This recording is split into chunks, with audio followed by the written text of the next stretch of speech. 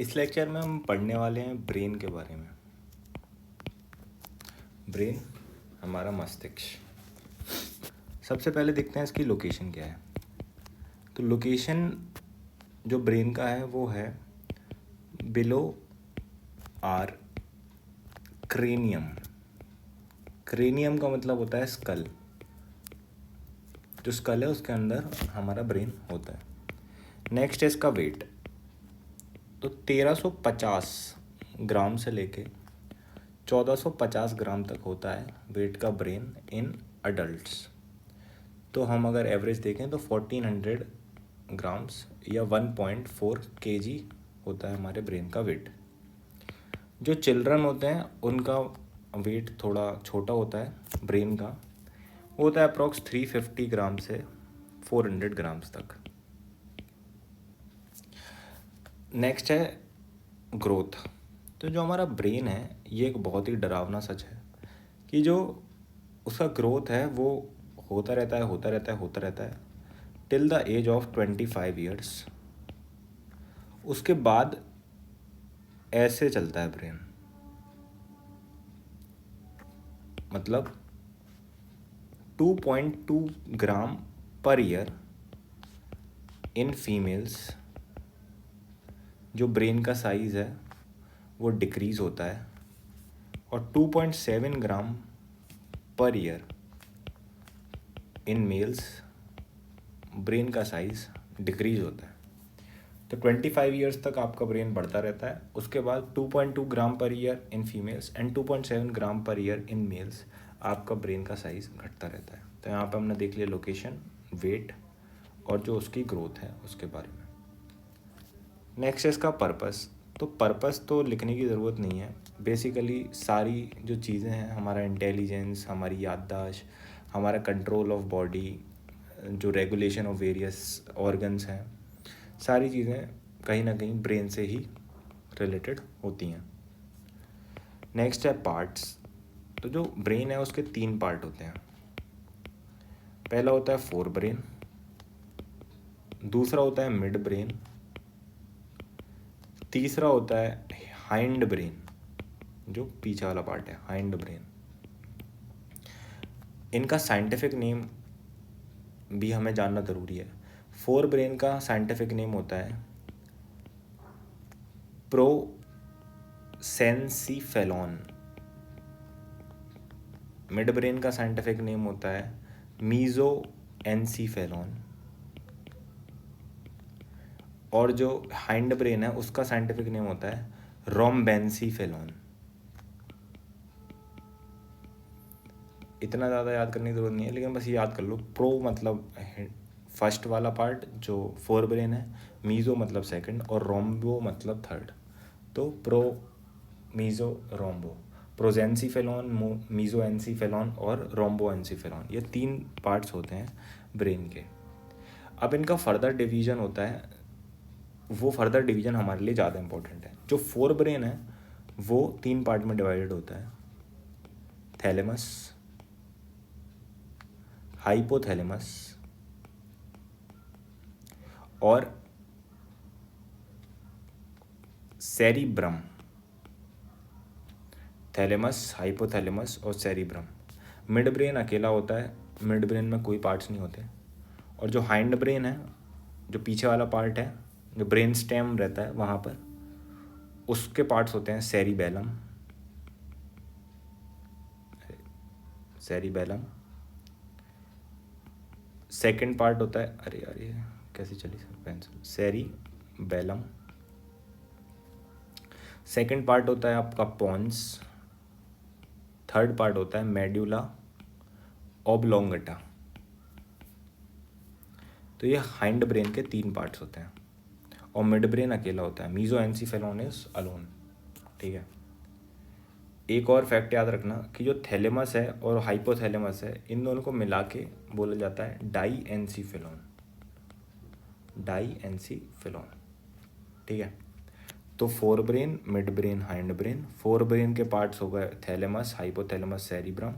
Hind brain के parts हो गए सेरिबेलम, पॉन्स, मेडुला ऑब्लोंगेटा। अभी ऐसे याद नहीं होगा, इसके लिए हमें जाना पड़ेगा ब्रेन का डायग्राम में। तो ब्रेन थोड़ा इस तरीके का ऑर्गन है।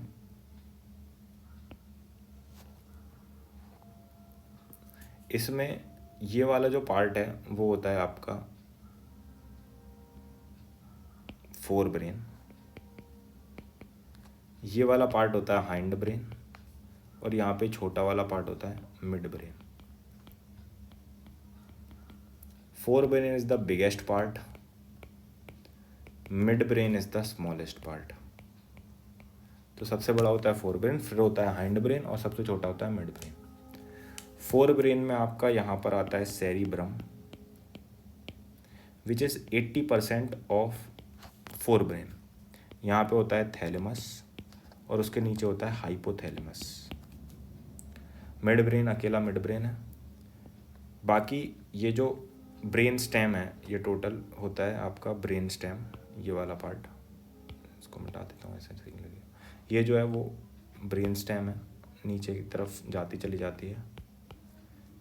तो ये 3 पार्ट्स में रहती है। बीच वाला होता है पॉन्स, नीचे वाला होता है मेड्यूला ऑब्लोंगेटा, और ऊपर वाला आपका होता है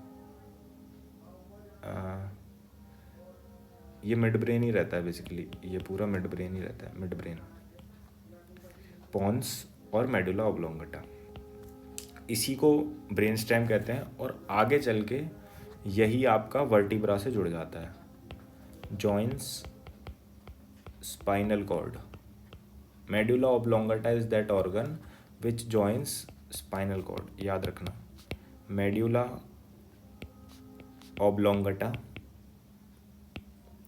जॉइंस स्पाइनल कॉर्ड, ठीक है। जो वर्टिब्रा है वो इसी से जुड़ता है। और यहाँ पे एक छोटा सा ऑर्गन होता है ऐसा करके, ऑर्गन नहीं है बेसिकली, ये होता है अपना cerebellum.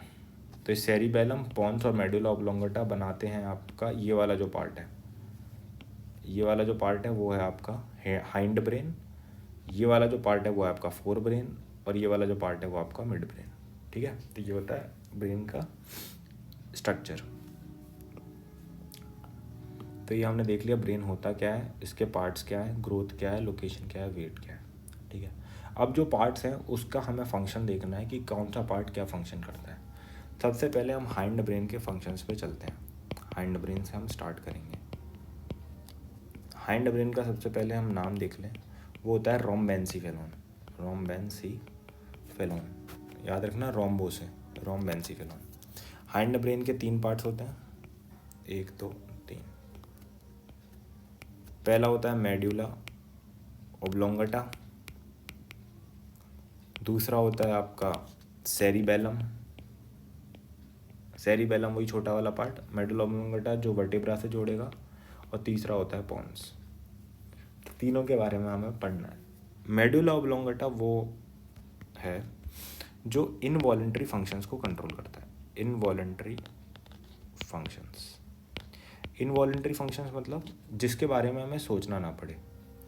Involuntary functions basically 2 type के होते हैं, वाइटल फंक्शंस और एसेसरी फंक्शंस। वाइटल फंक्शंस जैसे कि VITAL लिखा है, ये वाइटल फंक्शंस, जैसे कि ब्रीदिंग, ब्रीद नहीं करेंगे तो मर जाएंगे, राइट।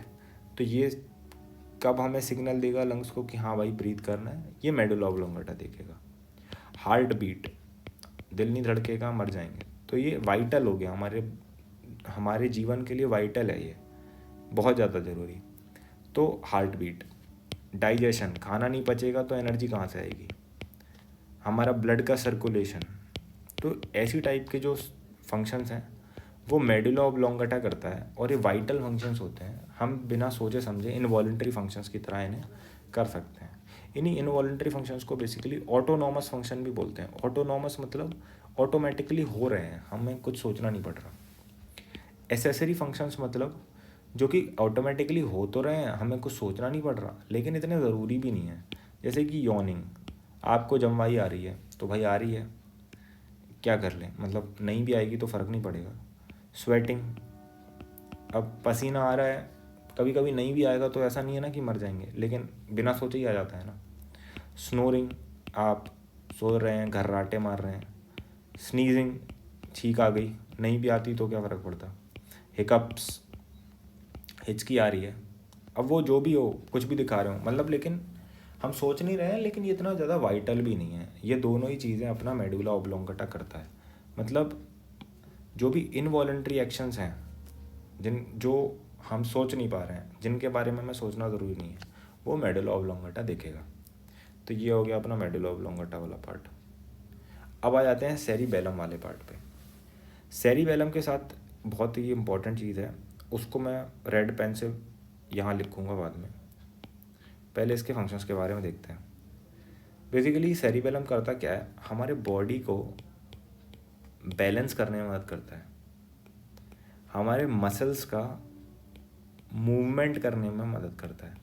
मतलब अगर सेरिबेलम नहीं होगा ना, तो हम इस पेन को मैं पकड़ के लिख रहा हूँ, मैं लिख नहीं पाऊँगा, मेरा बॉडी वैसे काम नहीं करेगा जैसा मैं चाहता हूँ। बेसिकली मेरे सेरिबेलम से ही इंस्ट्रक्शंस आ रहे हैं कि ये मेरी उंगली ऐसे हिले, मेरा हाथ वैसे हिले, मेरा पैर आगे बढ़ूँ, मैं तुम्हारी तरफ देख रहा हूँ, तो मैं कैसे देख रहा हूँ, सेरिबेलम की मदद से देख रहा हूँ।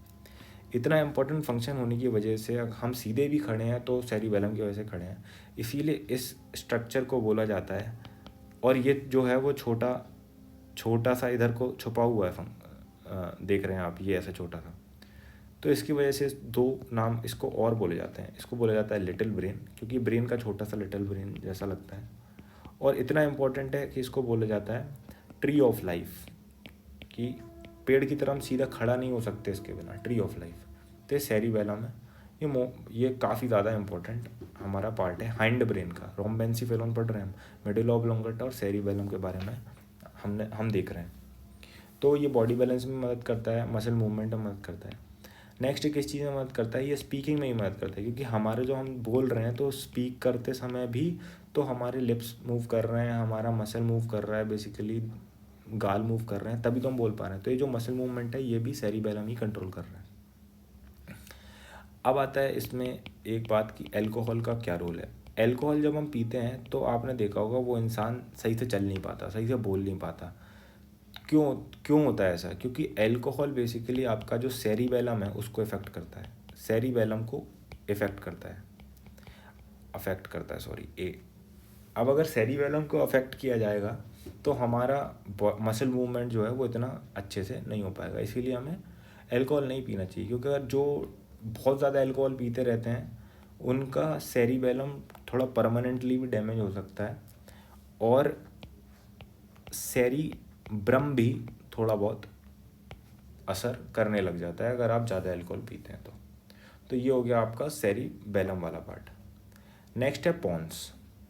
तो पॉन्स बेसिकली बहुत ही अंडररेटेड सा चीज़ है, लेकिन इट इज़ वेरी इंपॉर्टेंट। तो बेसिकली होता क्या है, जैसे हम देखें हमारी ये आँख है, ये हमारा कान है, ये हमारा हार्ट है, जो कि ऑब्वियसली ऐसा नहीं दिखता है, लेकिन वैसा वाला हार्ट मुझे बनाना नहीं आता। ये स्किन है, ये स्किन के बाल हैं। तो ये सारी चीज़ें क्या हैं, हमें सिग्नल्स देंगी।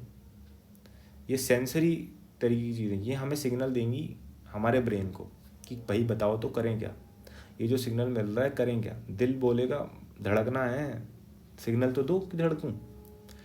तो पॉन्स के पास ये सिग्नल्स आते हैं। तो pons is that receiver of signals, ये मैं लिख देता हूँ, receiver of signals from different parts. तो जो सारे सिग्नल्स हैं वो पॉन्स के पास आएंगे, और पॉन्स इनको अप्रोप्रिएट लोकेशन ऑफ ब्रेन में भेजेगा, अप्रोप्रिएट लोकेशन ऑफ ब्रेन में भेजेगा। मतलब ये वाला जो सिग्नल है वो कहाँ जाना चाहिए, ये वाला सिग्नल कहाँ जाना चाहिए, ये वाला सिग्नल कहाँ जाना चाहिए, ये वाला सिग्नल कहाँ जाना चाहिए।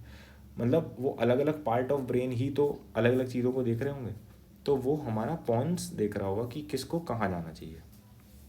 तो पॉन्स का बेसिकली काम होता है, ये एक पोस्ट ऑफिस की तरीके का काम करेगा कि आ रहे हैं जो सिग्नल उनको कहाँ कहाँ भेजना है।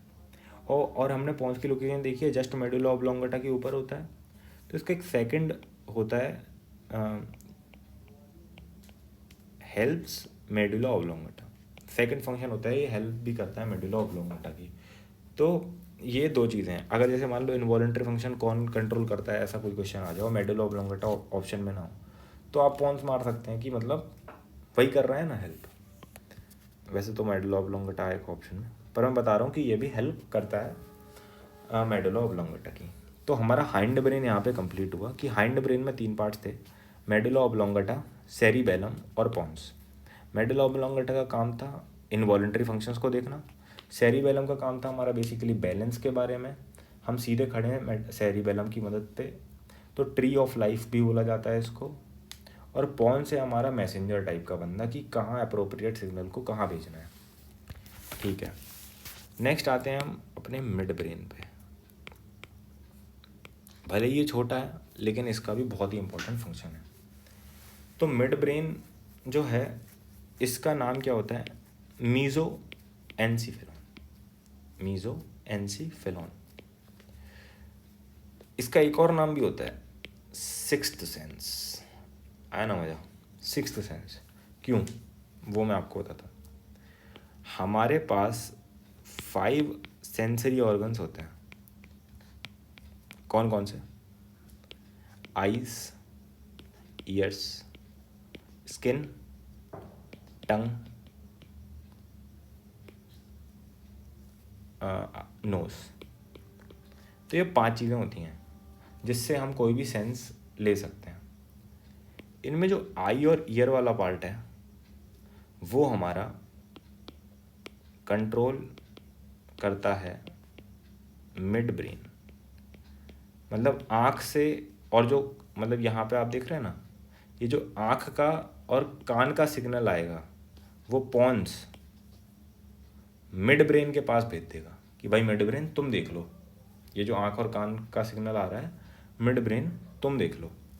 तो बेसिकली इसका काम जो होता है वो होता है विजुअल एंड ऑडिटरी फंक्शंस, देखना और सुनने का काम जो दिमाग वाला पार्ट है वो मिड ब्रेन संभालेगा। ठीक है, अब हम देखते हैं कि मिड ब्रेन एक्टिव कब कब होता है। हमारा ब्रेन का कोई भी पार्ट कभी भी इनएक्टिव नहीं होता है, हमेशा ही एक्टिव होते हैं सारे पार्ट्स, 24/7 एक्टिव होता है। स्लीप में भी आप सोचेंगे कि यार नहीं, हमें तो देख नहीं रहे, हम सुन नहीं रहे हैं, तो क्यों ही एक्टिव होगा, पर स्लीप में भी वो पार्शियली एक्टिव रहता ही है।